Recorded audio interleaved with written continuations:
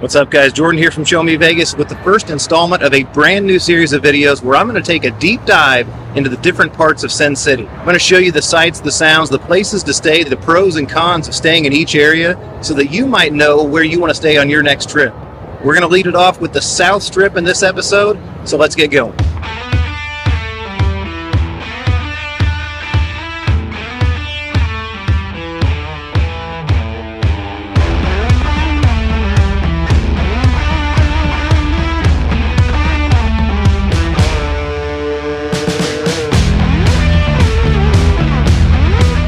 Alright, how do we define the South Strip? Well, the South Strip is pretty much any place on the Strip south of Harmon Avenue. So that's going to be from Mandalay Bay at the far south end of the Strip, all the way up to the south edge of City Center on the west side. On the east side, it starts at about the Boulevard Shopping Development, the brand new place, and anything south of there. We're going to start all the way at the very south end at Mandalay Bay.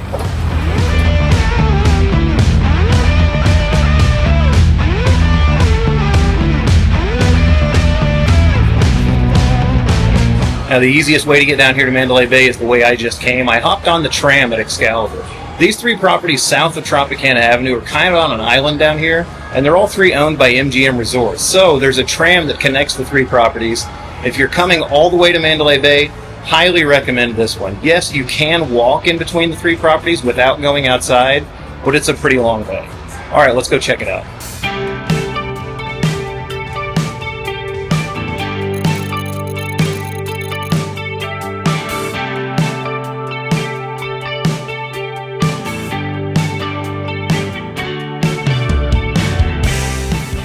So this is Mandalay Bay. It opened in 1999. It's a kind of a mid-upper scale hotel. I wouldn't call it luxury, but I do think it's pretty underrated.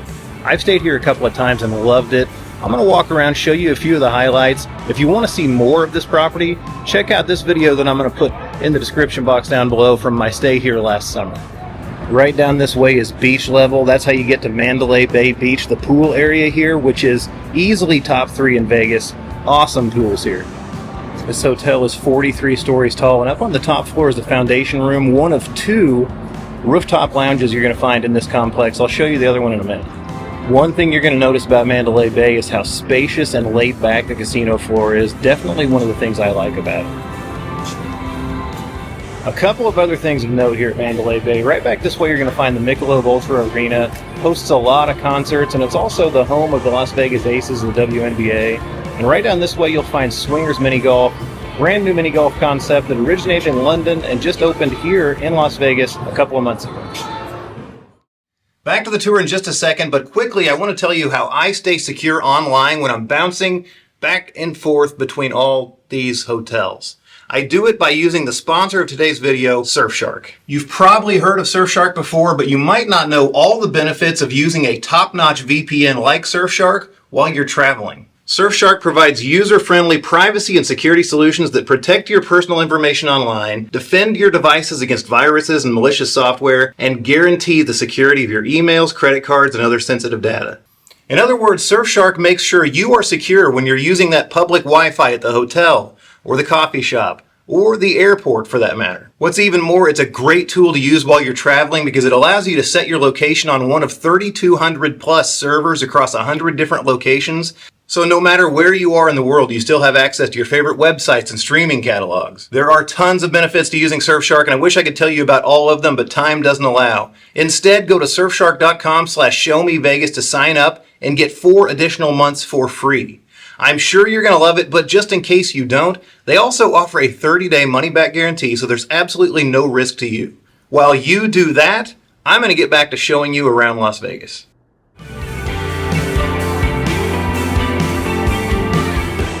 Mandalay Bay is also home to the MJ1 show. That's a Cirque du Soleil production that is really good. If you like Michael Jackson's music, I highly recommend it.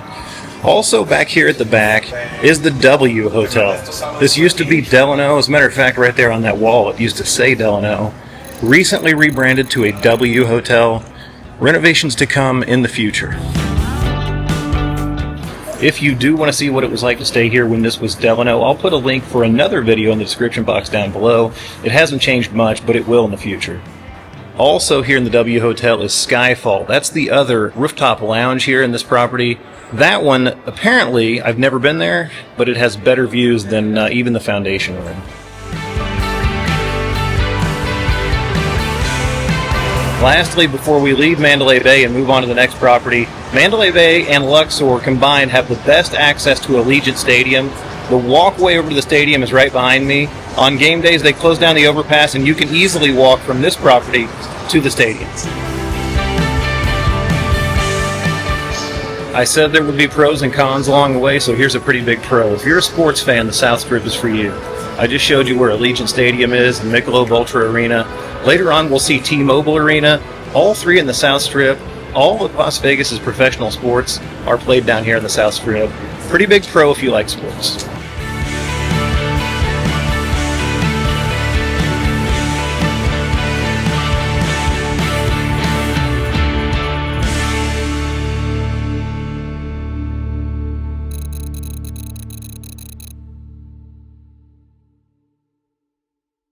If you haven't figured it out by now, we've made it to Luxor. This is a budget property also owned by MGM Resorts, and it is not glamorous by any stretch of the imagination, but it's also not as bad as some people would lead you to believe.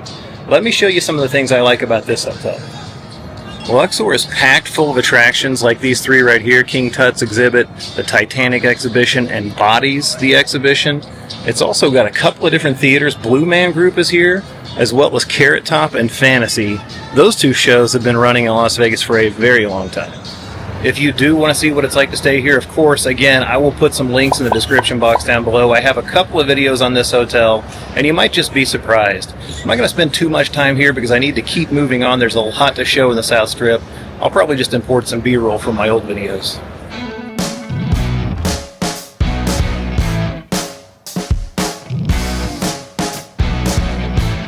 Alright, South Strip con. Compared to the mid-strip, the properties down here on the south end are pretty strung out. There's a lot of distance in between them, and even though a lot of them are connected indoors, it's a lot of walking.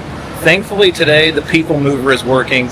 Alright, out of Luxor and on to the next.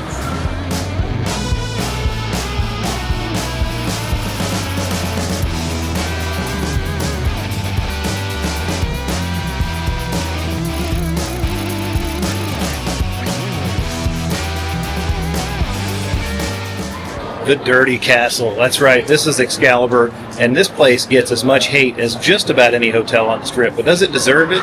Well, if Luxor is considered a budget option, then Excalibur is an ultra-budget option. And honestly, it's not that bad. Of course I stayed here, and of course I made a video. You guessed it. Link in the description box down below.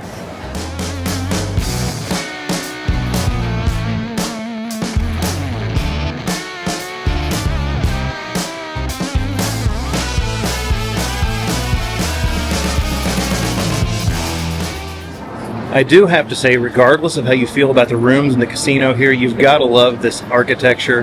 Not very many themes left in Vegas, and this castle is one of the best. Feels good to get back outside for a little bit, cool off. Over on the southeast corner of Tropicana Avenue and Las Vegas Boulevard used to sit the Tropicana for several decades. Of course, you know that's now been torn down. There's really not very many good places to get a look at it anymore because they've closed off these pedestrian bridges. But if they have their way, the team formerly known as the Oakland Athletics is going to build a ballpark on this site. I mentioned sports on the South Strip. Well, by 2028, there could be more. Major League Baseball.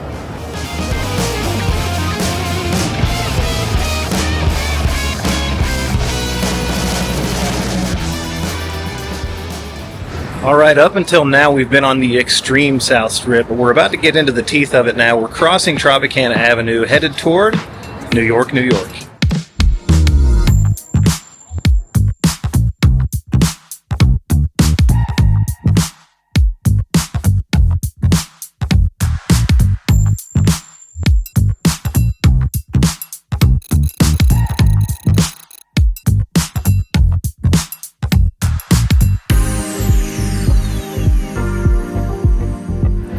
Now, if you were to ask me what's a great, fun, bang for your buck hotel here on the South Strip, I would tell you this one right here. New York is fun, it's vibrant, it's actually pretty nice, especially after they recently remodeled all the rooms, and the price is pretty solid. It's a lower middle tier property. Let me show you around a little bit, but again, if you want the full experience, you know what to do. This is brand new here. This is Midtown Bar, and this used to be the registration desk. They did a great job with this. Looks awesome.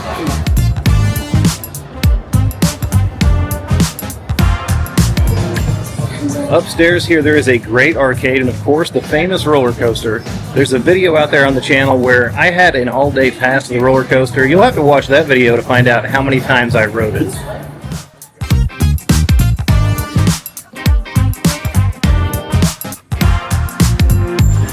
Downstairs from the roller coaster, you're going to find the Village Eateries. This is such a cool scene. Lots of great little, pretty affordable eateries down here too. This is a good place to check out if you're looking to dine and not totally break the budget.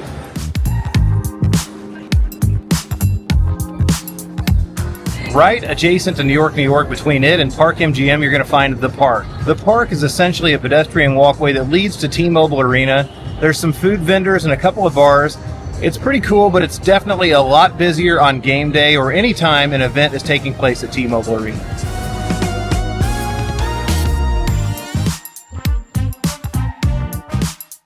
Beer House has an absolutely awesome tap list, and this place is absolutely bumping anytime there's a hockey game.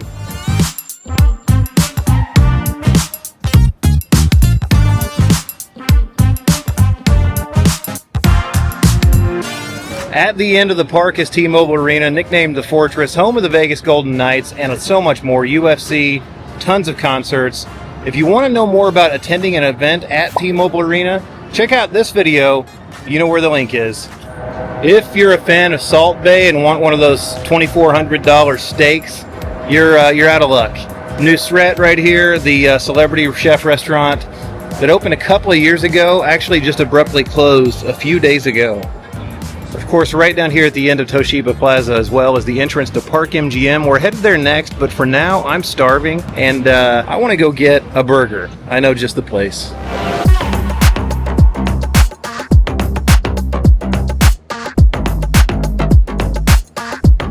Shake Shack right out here in front of New York is my favorite fast food burger in the city of Las Vegas. There's also a Whataburger just right up the street, also in the South Strip, and coming soon an In-N-Out burger, but this is easily my favorite. I gotta run in here, grab some lunch, and then we'll keep going.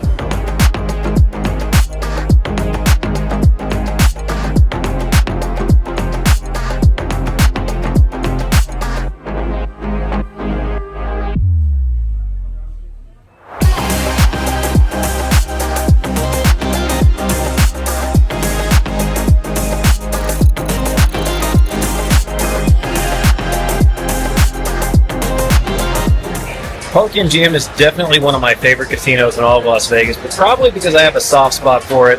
This is the first place Ashton and I ever stayed in Vegas together, back when it was the Monte Carlo. It's known primarily for a couple of things. Eataly right over my shoulder is one of them. Dolby Live is another, and this hotel is completely smoke-free. It smells awesome in here.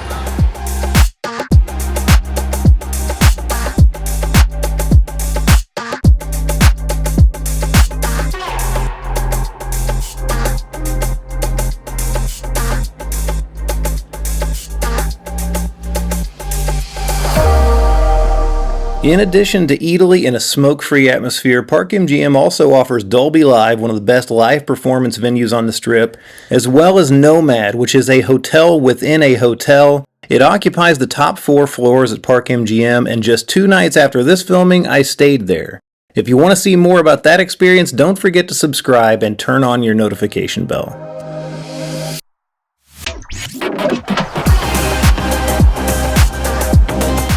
Moving north out of Park MGM, we're almost done with the South Strip on this side. Then we're going to cross over the boulevard and head back down the other side to show you what there is over there.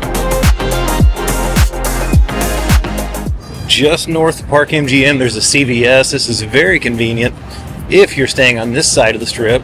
On the other side, you've got even more options. You'll see in a minute. We're going to go over there in just a second, but right across the boulevard from here is Boulevard. This is the new shopping and dining district that has been under construction for quite a while now.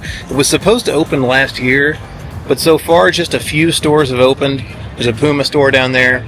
Right here near the middle on that top level is going to be an In-N-Out Burger, which is directly across the street from something else you need to see. Let's go check it out. This is the intersection of Aria Place and Las Vegas Boulevard. This to me is where the South Strip ends and Mid Strip begins. You can see Aria Place takes you right up to Aria fittingly. I'm going to cover that in the Mid Strip video, so stay tuned for that. And right here at the corner of Aria Place and Las Vegas Boulevard is Whataburgers. This is the first Whataburger location in Las Vegas. We have these where I live, and I think they're overrated. In-N-Out Burger is going to be directly across the street, and that's going to shape up for some pretty good competition. Despite a significantly more glamorous atmosphere than your typical Whataburger, it does have the same menu as every other location. Also in this space is Perry's Pizza and Tap House, which occupies the second floor, offering pizza, wings, and a full-service bar, but unfortunately on this day, it was not open. And directly behind Whataburger is the Waldorf Astoria. This opened as the Mandarin Oriental back when City Center was first built, but it's been a Waldorf Astoria for several years now. Non-gaming luxury hotel. Alright, that's everything on the east side of the South Strip. Now we're going to head across the boulevard and show you the west side. Strike that. Reverse it. This way, please. Almost all the hotels, all but one, on the South Strip now that the Tropicana is gone, are on the west side. There's only one over here, but there is tons of shopping, lots of stuff to see.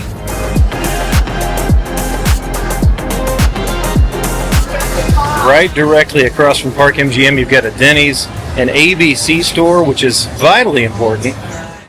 And at this exact moment, I ran head-on into Angry Elvis. Hang on. There he was. He's a fixture on this portion of the strip, and he's known to be belligerent. He says things that aren't exactly YouTube friendly, which is why I had to cut the audio out of the rest of this clip. Regardless, this portion of the boulevard is mostly about shopping and dining. You see Ross Dress for Less, Flyover Las Vegas, the Hard Rock Cafe, Burlington Coat Factory, Brewdog, Olive Garden, amongst other things. This side of the strip is also pretty well known for hustlers like this guy. We are late. We are late. Yeah, that's music, buddy. Cheers.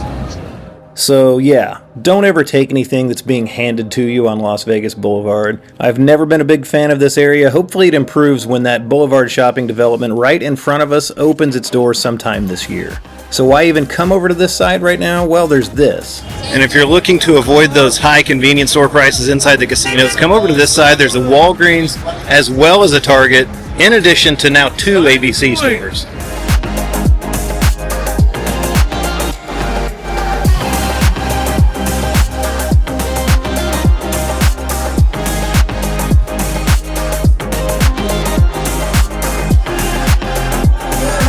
You know, for some reason, I didn't consider how much walking this tour of the South Strip was going to be. I am beat. I've already fueled up with some Shake Shack. Now, time to fuel up with a beer. Beer and a view. One of the best in Vegas. While Brewdog has fantastic views, its reputation as a restaurant and bar is not the best. There have been a lot of negative opinions expressed about Brewdog since it opened, so in good faith, I can't necessarily recommend it. I was just there for a beer and the views, and to take a load off for a few minutes. Trust me, this view is 10 times better with a clear blue sky, but you know what? You get what you get. A little overcast on this late January day.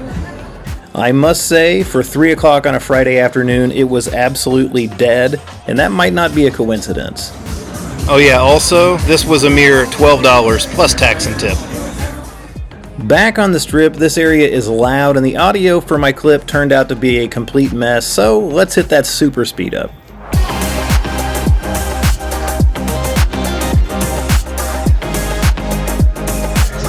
Right down here, you've got the Showcase Mall. It's got a lot of things. Marshall's, the Coca-Cola store, M&M World. There's even a food court in here up. I think it's on the 2nd floor. You can see what's in it right there. Breeze Daiquiri Bar. And then headed right down that way, you're looking right at the MGM Grand.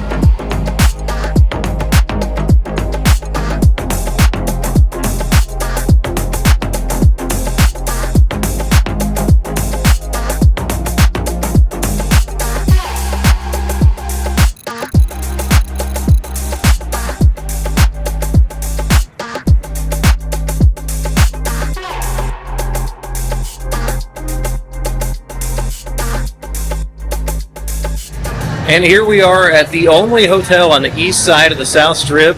Now that the Tropicana has gone away, this is the MGM Grand. Opened in 1993, this was once the largest hotel in the world. Still ranks up there very highly. More than 5,000 rooms.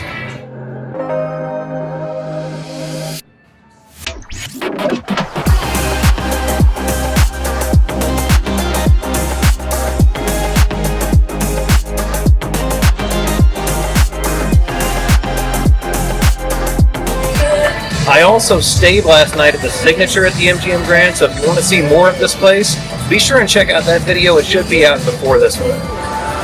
And that brings us to the end of the South Strip. That's the end of the tour. I didn't know how this was going to go whenever I started, but I had fun, and I can tell you I am tired. Hopefully you found this video informative, maybe even entertaining, and if you did, don't forget to give it a thumbs up. Maybe this helped you choose the South Strip for your next Vegas vacation, or maybe it helped you not choose it.